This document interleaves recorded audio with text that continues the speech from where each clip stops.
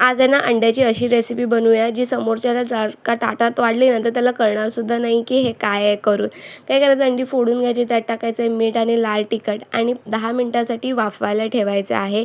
वाफवायला झाकण वगैरे ठेवून ठेवायचं आहे. नंतर हे जे कांदा, टोमॅटो, मिरची, कोथिंबीर आणि लसूण दिसतंय त्याचं वाटण करून घ्यायचं आहे. गरम तेलामध्ये टाकलेले अख्खा गरम मसाला आणि हे वाटण आणि त्यानंतर हे आपलं वाफवलेलं अंडे आहे त्याचे तुकडे करून घ्यायचे आहे. असे चौकोनी चौकोनी तुकडे करून घ्यायचे आहे.